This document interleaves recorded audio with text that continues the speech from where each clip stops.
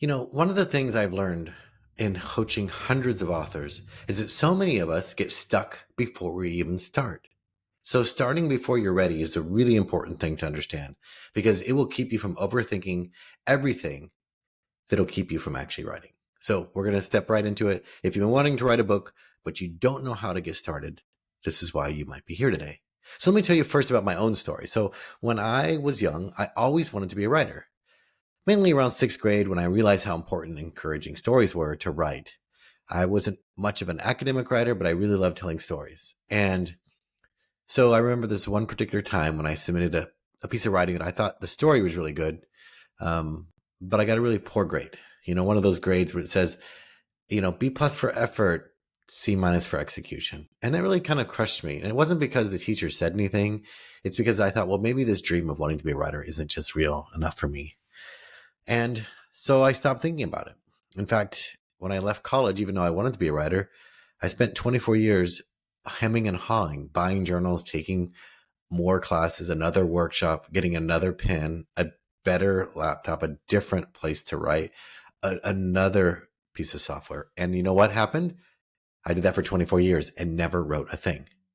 Because if you're thinking you're somehow going to be ready to start, like I thought I would be if I just did this one more thing, then you might be exactly where I was, stuck in my thinking, stuck in what perfectionism can do to you when you're trying to be perfect, when you're trying to get it done. So you don't need a book deal, a big platform, or perfect clarity. You need to be scared. You need a scared yes to begin your story. And that's all you need. So let's dive right in today with today's episode. Okay, so let's break this down to three biggest myths that I hear from writers that keeps them from starting, right? Myth number one is I need a full outline before I start. Now, I have the counterintuitive thinking around outlines. I think outlines aren't helpful. I think they get in the way. Now, they're necessary eventually to help get clarity for the book, but your outline isn't the place you start. And here's why. Because people think that if I make the outline perfect, then the book will be perfect. And you can copy every outline of your favorite books out there. There's nothing wrong with doing that. But what you'll find is that's the road pathway or the road for the book that you're reading. It's not for your book. And it's fine to use them as inspiration, but writing it down and making it perfect isn't going to get you to write the book. I want you to think of writing a book more like an artistic endeavor than an academic one. It's more creative than formula. And the reason I believe that is many authors think that if I have an outline, it'll help them. But what I find out is that authors don't realize that the outline emerges when you write. The outline shows us where we've been in our thinking. We're not using writing like we got from school. What's a thesis statement? How do I prove that? And each chapter needs that. I know it's a formula. I know that it is because New York Times bestselling books follow a formula. And maybe you're thinking, well, but I want a New York Times bestselling book. Those books aren't necessarily the best books written. They're just the ones you know about. They're the best marketed books sometimes. You probably picked a book from New York Times bestselling author and go, oh, this is okay. But they work because they're a formula. But I don't want you to get caught up in that because I want you to let the message move you.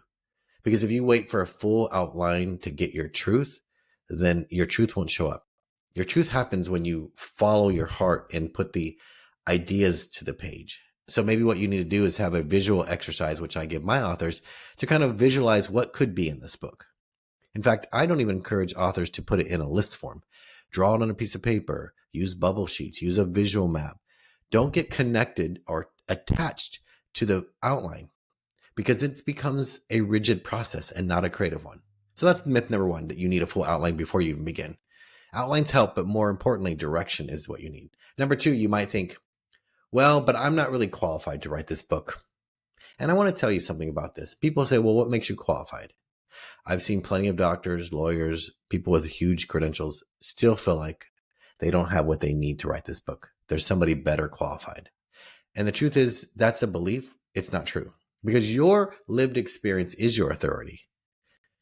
Your lived experience is your PhD in life.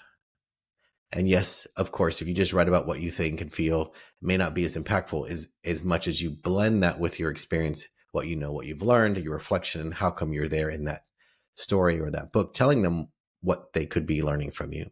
Those are all important parts of it. But you are qualified. Your life experience has qualified you. And you don't have to have an education or degree to be qualified. One of my dear friends, one of my favorite authors and incredible coach is Jada Selner. She is the co-founder of Simple Green Smoothies. She's written a best-selling book. She wrote another book after that we worked on together. And what's important to know about this is that Jada never went to college. She didn't have a business degree, but she started multiple seven-figure businesses. And she wrote a book to talk about how you might do it her way. Her authority is her success, her life, her living. Not that she went to this school or that school. Her expertise is in her authority comes from her decision to share it with you. So let that one go.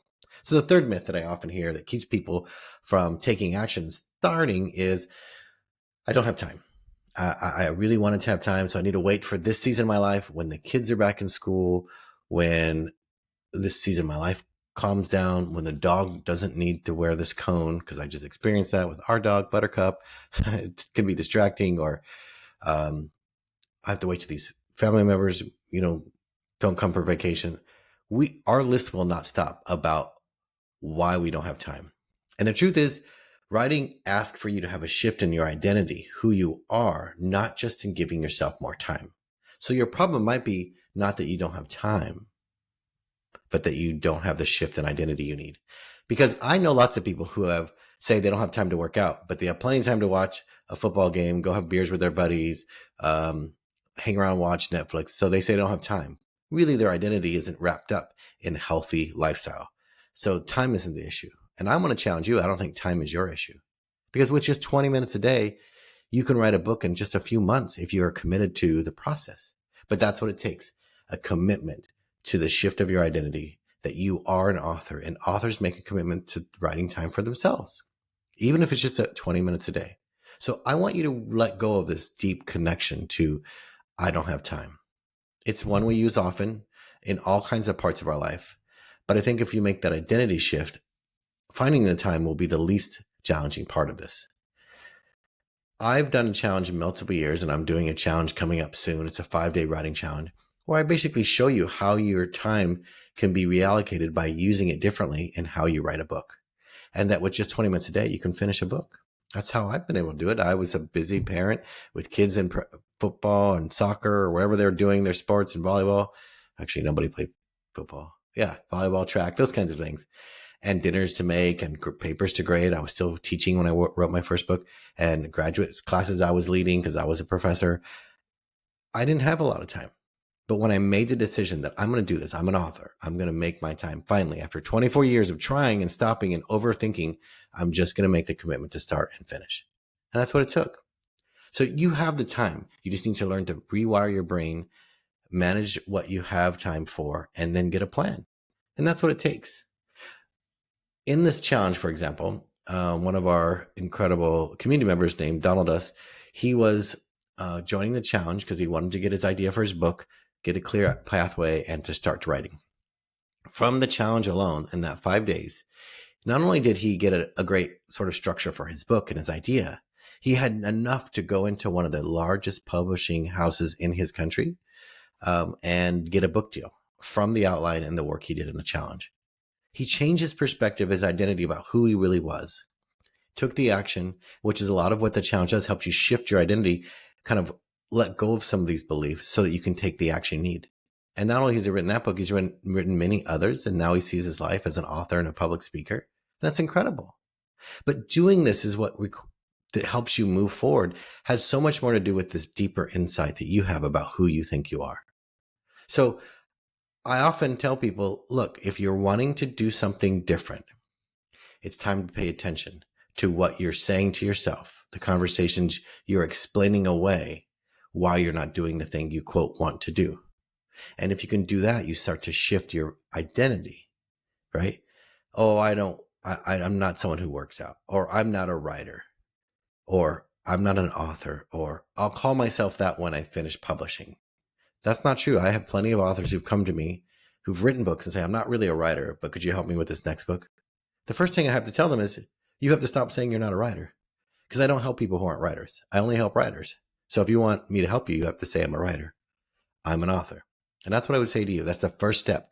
If you're having trouble making the shift in your identity, write it on a Post-it piece of paper, put it as your screensaver on your phone. I am an author. Because if you don't shift this identity, you won't take the next step, right? I've been doing that recently for my screenwriting.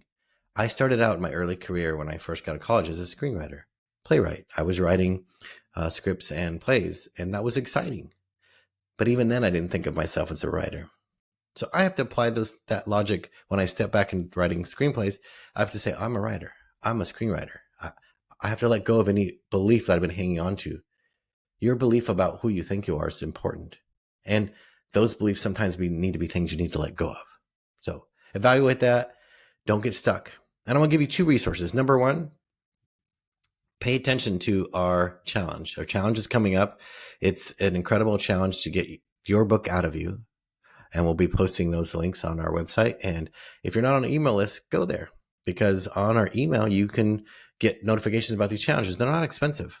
They're sometimes $27 for a 5-day live challenge with me.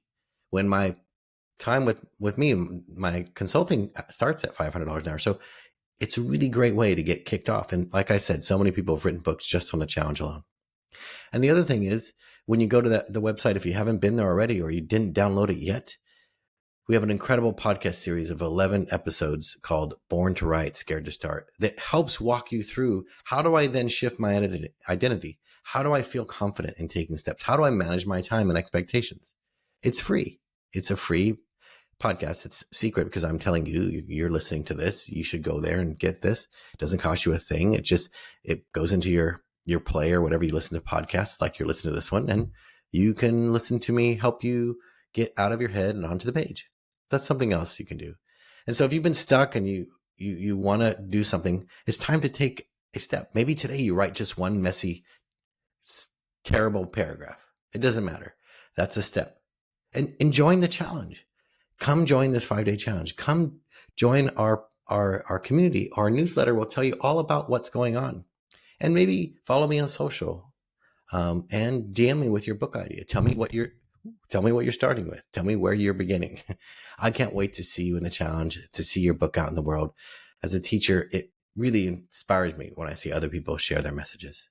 So I hope you're inspired, you're ready to take action, that you are confident that being a writer is what you want, because that's all it takes is a commitment to your story. And I hope you had an incredible rest of your day. Use this as leverage to move forward, be committed to the plan, call yourself an author, and let's see your book go into the world.